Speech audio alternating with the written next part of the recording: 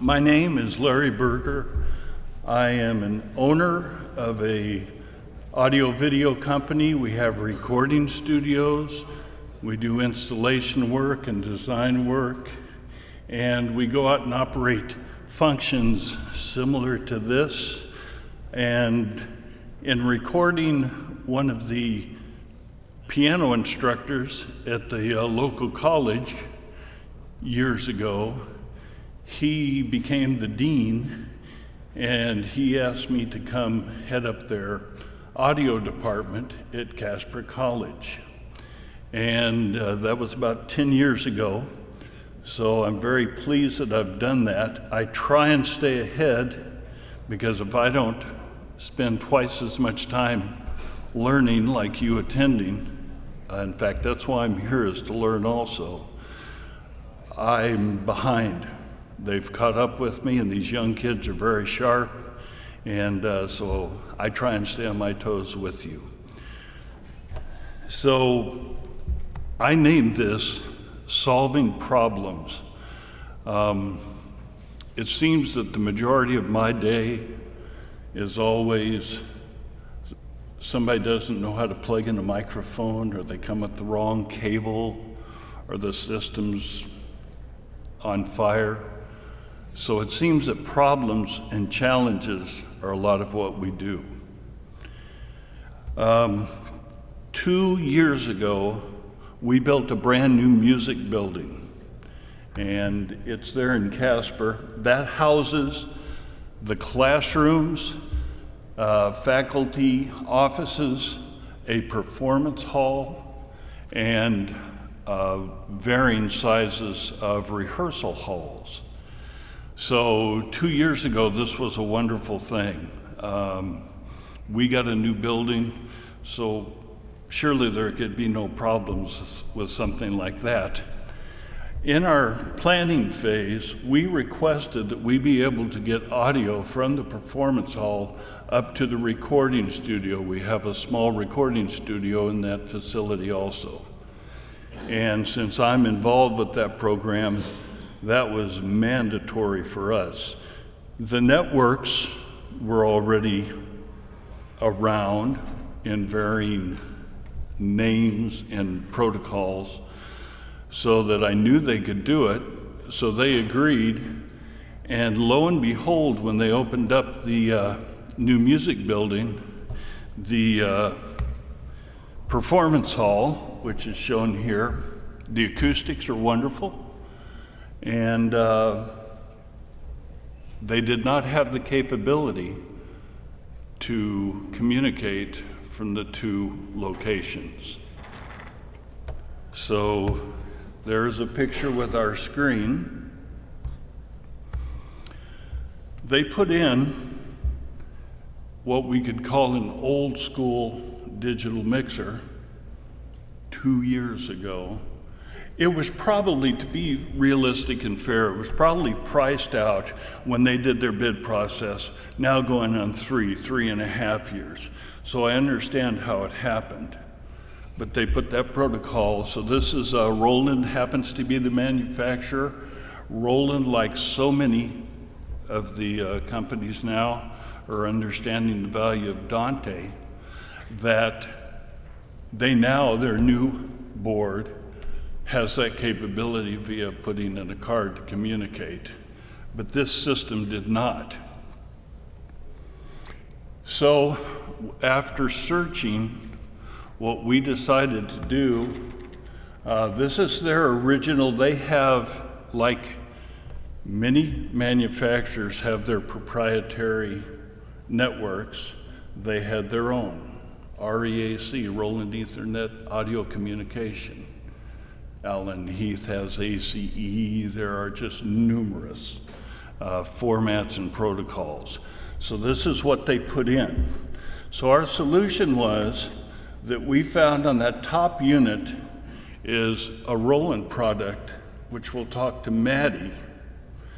And then we went from Maddie to a RedNet Focusrite product, which talks Maddie to Dante. So we had to learn French, to learn Spanish, to communicate in English or some kind of protocol and information we could understand. So that's our current solution. The only problem is with a sealed system like that, we have no consoles in the state, we have no other backup digital snakes in the state. I'm not talking our town, I'm talking our whole state doesn't have this. So if that system goes down, we're in pretty big trouble. So I'm in the process of trying to have them replace their $150,000 system that was brand new. So we're working on that one. So the patch system at this point in time, in the blue, we have the Roland. Their model is an M480 console. It talks to their blue stage snakes, and then it goes to the Roland React to Maddie. Then the Maddie goes over to the RedNet 6, which talks to a hub, a switcher, that goes down, which is actually upstairs, to the recording studio. So now that we've achieved Dante, all communications are clear, flexible, expandable. Over on the right, we have some RedNet IV units, which are particular manufacturers' preamplifiers, 8 channels. We didn't have to use those, but because of artistic specifications and likes, I personally really like the sound of this product. There are numerous wonderful products that are dealing with Dante you can use. This just happens to be one of my personal preferences. So this portable little RedNet 4, I can take back to the control booth in the studio, pop them up there. I can have local remote. If we have to move them anywhere in that room, I can move them quickly and flexible. It's flexible. Here's the recording studio, small recording studio. We're running Pro Tools because I wanted to teach Pro Tools. It seemed to be the industry standard that I feel would be beneficial for our students to learn. When they put this in, they put in an Avid, which Avid makes a wonderful product. In fact, the new S6 has Dante, so everybody's getting involved.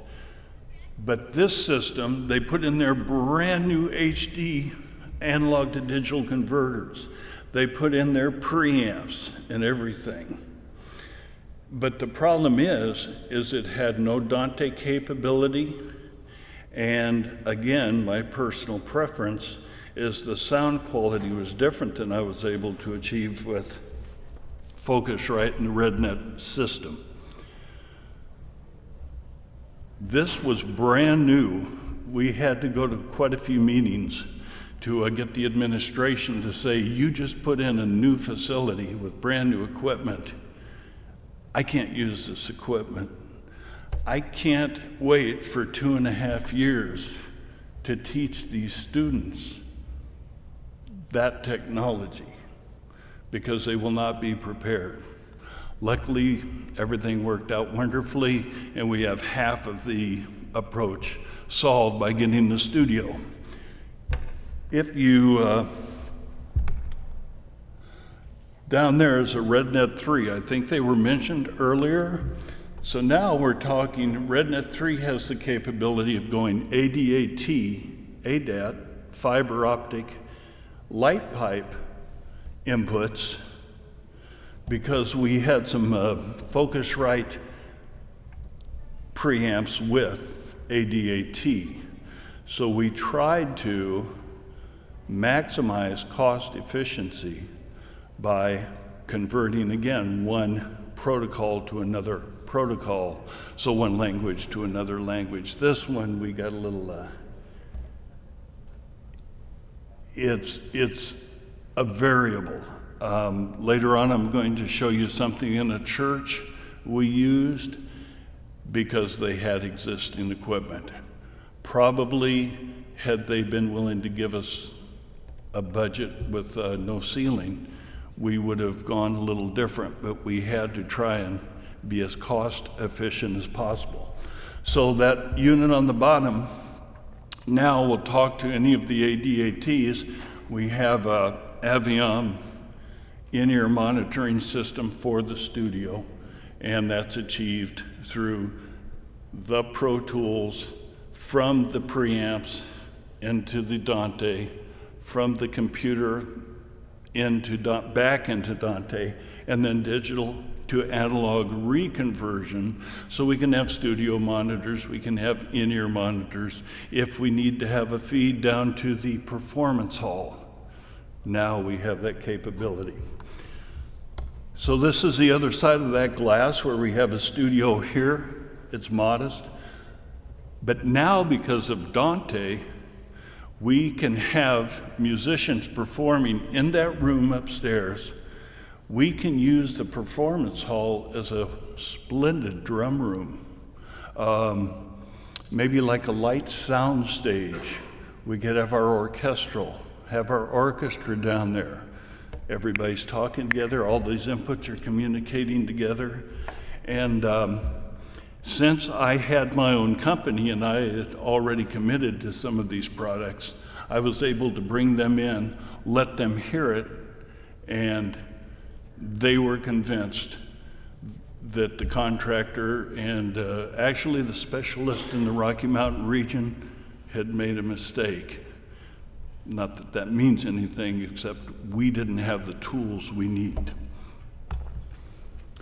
So that system has one of the new Macintosh, one of the new Mac Pros, going into a PCIe card, formerly known as PCs generally, but they are compatible with Mac, also the big towers, and now we just go through a Magna Thunderbolt chassis, get on the network.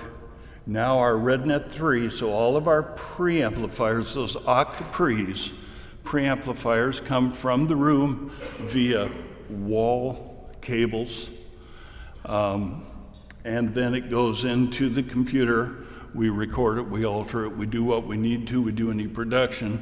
We have studio monitors, and then the Aviom, the in-ear monitors are fed.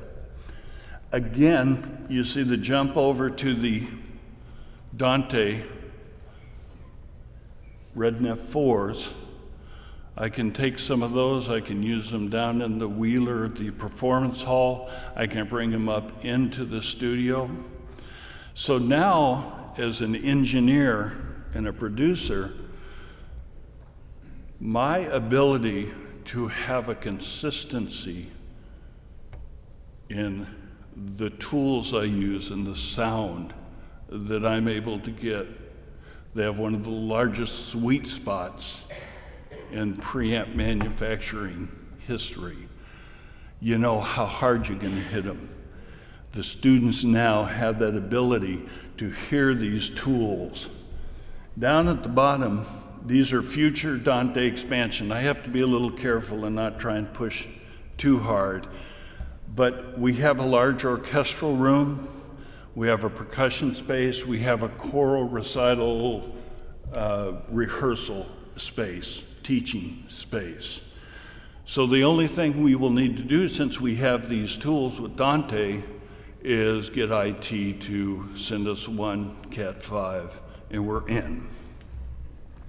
There's the orchestra room. Again, actually, the Wheeler Performance Hall has wonderful acoustics, about a 1.5 second decay time. This is an exquisite sounding room. For a soundstage work, this will work just as well. So now, I'm getting so lazy, I don't even need to bring my RedNets down there. I can just communicate. I can bring the 4s down there, do the preamp straight into it. We have a percussion room that if the instructors or anybody on staff wants to have some recordings, we can do it first class as opposed to, well, let me bring a little laptop computer in, throw my 2-channel preamp and go. And then there's the choral rehearsal hall. I also was involved in fact, most of the equipment you'll see in this particular instance is my personal equipment for a recording studio there in Casper called Table 19 Recording Studios. That's the main room. So there's the main room. If you look behind, there is a drum set, so there's a drum room.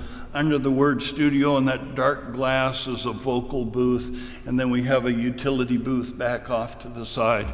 So with the combination of all of the rooms, we can do light jazz bands, rock and roll, small choirs, and everything is wired through the wall with copper wire. It's the way I grew up. I mean, that is not traditional anymore, but it has been. So there's the drum room. So yes, we have the XLR plates. If you notice, there's a small RedNet IV sitting at the back. I just hop on Dante. In my Pro Tools, I have remote control, recallable presets on the preamps, low pass filter, phase, any of the settings that I used 6 months ago, 3 weeks ago, 2 days ago before we tore down and did other sessions, I can pretty much walk back in, and if the humidity's similar, you'll never know that we recorded it 6 weeks later. So I'm not even using the analog wire personally. So there's one of the 4s. I put them in each room. So in other words, if for the drum room, that particular device has 8 preamp channels, if I need 16 or 24, we just put a little network switch, put them on the drums, mic them up, put one in the main room, and flexible, and the sound is. In other words, if I have my students use these RedNets with Pro Tools in the music building at the college, and I come over to this studio and use the RedNets, the Dante, in this different room, they just, with Pro Tools, it just sounds like a larger studio. Whereas opposed to going into that particular installation setup using their proprietary wonderful preamps. So I have just seemed to flow away from using the older style preamps. In this studio configuration, we'll see a diagram here drawn by Ted with Kurt's help, by the way. Thank you, Kurt. This is a RedNet 5. So Pro Tools has a proprietary. They do not have Dante on board. So this communicates to their HDX system, which we tore out of the one at the college, by the way, directly. So that gets Pro Tools high-end recording system onto Dante. And the reason we're using 2 is they are 32 channels apiece. So with the 2 of them, we can get 64 channels. But if I have RedNet 4s as preamps, I can add those without even needing any more HDX communication. Over on our left, we have RedNet 2s, which are analog to digital, digital to analog, 16 channels each. So we get 32 channels there, and since we needed a few more, we have their basic 1, which has 8 more channels, so we have 40 analog in and out for whatever we need. At the bottom here, there's a RedNet 4 that we pretty much, that's where we started, so we just pretty much left that in the control room because I was at the old paradigm I'm an engineer. Everything has to be at my fingertips. And believe it or not, I'd probably be more effective to yank that out and just starting that in our particular rooms, avoiding any of the copper wire. If you're familiar with recording equipment, down at the bottom we have some Neve 1073 preamps with EQ, boutique type expensive preamps. Next to them we have two Neve 88R preamps in the newer sound for orchestral work, has almost film scoring texture. I like those. But, and we also have a Grace preamp. Again, this is all my personal equipment, so I chose all of these before I got onto the Dante. But I have to go through the wiring, the hard wire, the copper wire that buzzes. We've actually had some challenges where we've had to drop grounds to get radio frequency interference. The sound is different. You can hear it if you listen carefully. So eventually, it will not surprise me if those boutique preamps go away. Okay, I have a few more minutes. So let's look here. Over on the left is a Switchcraft analog TT patch bays. So we have 4 patch bays because, again, I was old school and we wanted to be able to patch anything into anything out and cross patch and daisy chain them. And then we fed them analog into Dante. Then we get to their hub, and then in the studio, again, I'm starting to use that, the RedNet 4s. We have an Avid control surface with an older MacBook Pro, which has the PCIe cards. Since we use the RedNet 5s, we do not need to use anything to communicate with the PCIe in that instance. In this studio is independent, but it is inside of a particular church. It's called Restoration Church. This church was reasonably pleased with the sound system that they had, and it was not as adequate as one would hope. So there's their sanctuary. They've got a stage like everybody. So what we did in a cost-effective manner, since they had older ADAT pieces of equipment, we're back to another RedNet III, where we can integrate their old pieces, get them on Dante as quickly as possible. Because now, once we have moved over to Dante, we can use the microphones on Dante, we can use the speakers, we can go out to cry rooms, chapels. It opens up. We also, after they heard it, although we are not totally converted, we added 2 more RedNet 4s because of the quality of the preamp. So we put those on our primary singers, vocalists, drums, bass. We're running, and have been for a while, a software-based computer. These are control surfaces, and so I applaud them for that. But it was notorious for the software has a way to read buffers and to find out if we're losing buffers. I can say, since we went to Dante, they were talking about the clock stability. Since we went to Dante, I check it every week. We have had 0 buffer losses. It's just stable and works wonderfully. That configuration is a PC with the bottom one there with the RedNet PCIe to get onto Dante. We're recording services for streaming, for podcasts, to the Dante virtual sound card, although there's a delay, so we do not stream. We would have to have physical units for that. And then our RedNet 3 RedNet 4s. In the chapel, they have the X32 that he mentioned a little while ago, and we put the Dante card in it. And my favorite, you see those RedNet 4s, I can float them anywhere I want and have remote control capability. I think I'm close.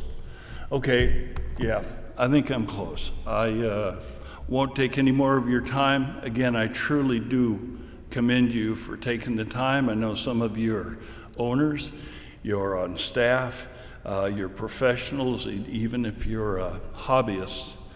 I appreciate you trying to find the answers you're looking for. Thank you.